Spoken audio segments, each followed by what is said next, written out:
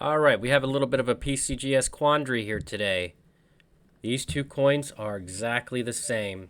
They're the same physical coin. They've been in two different holders, and I'll explain why.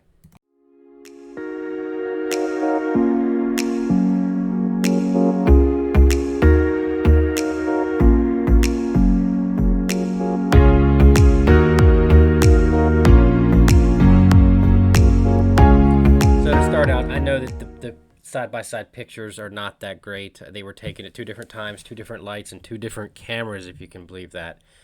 But that's really not the point of this video. The point is to show an issue that PCGS had when they first holdered this coin, and I wanted to just address that. This is not any hating on PCGS. Everybody makes mistakes. They have clearly said on their website that if you find a data error, contact us. And just to give you the background, they did take care of this completely free of charge, shipping both ways, insurance.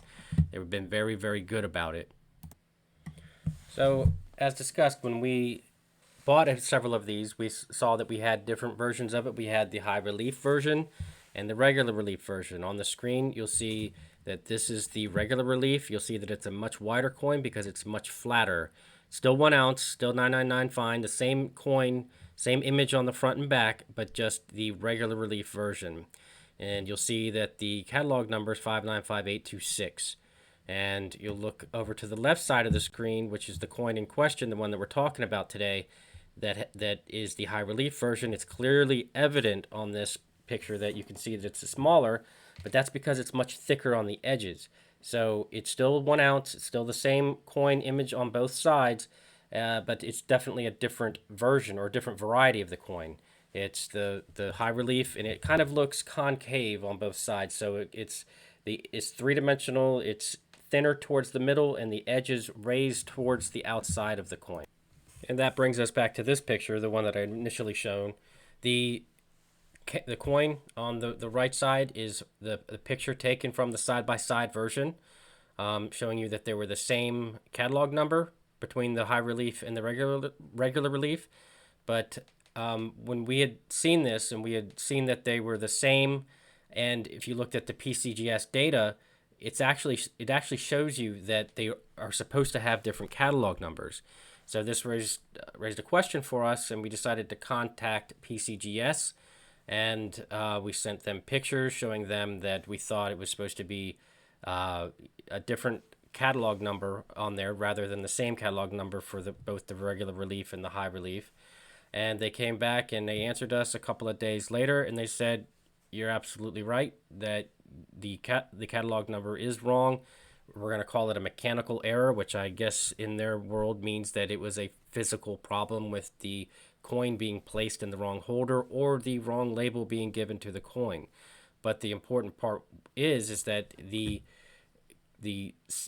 certification number, which is specific to the coin, so it's the coin itself is matched to this particular number, had the wrong catalog entry. So it was labeled as the regular relief version of this coin.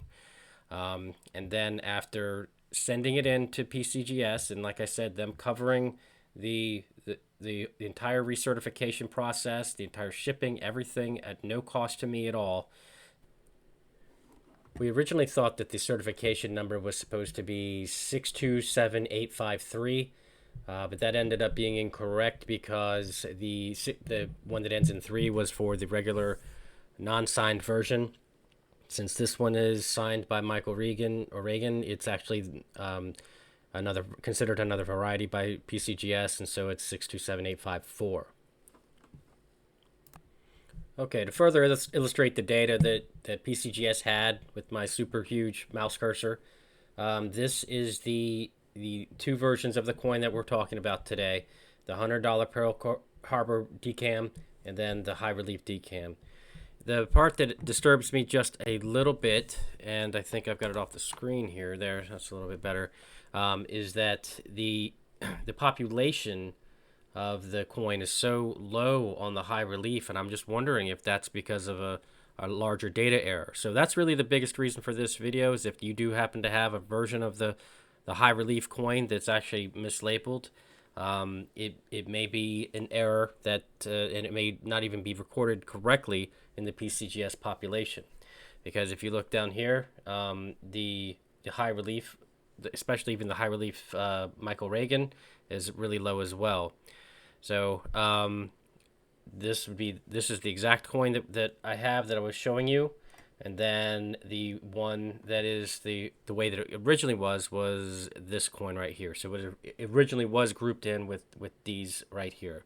You'll see the population much higher. Like I said, it's my feeling or my thought anyway that there could be a lot of the actual high relief coins that are counted in that population. So this definitely is not the first PCGS or the last PCGS error. This one just kind of caught us off guard because I had originally made a bad assumption that you were simply supposed to know the difference between the high relief and the regular relief coin, just based on its looks, because you could tell pretty easily. And one thing I did not show, and I don't have the other version to show you right now, is the fact that the holders are so much different too. The holder is much thicker on the high relief version. But again, I had simply assumed at first that it was since it was the same coin, just a different relief, that they were going to give it the same number and just let it be at that. But after the research, after looking at all the PCGS data, we found that that definitely was not the case. And then here's the outcome, the corrected version and the corrected variety on this coin.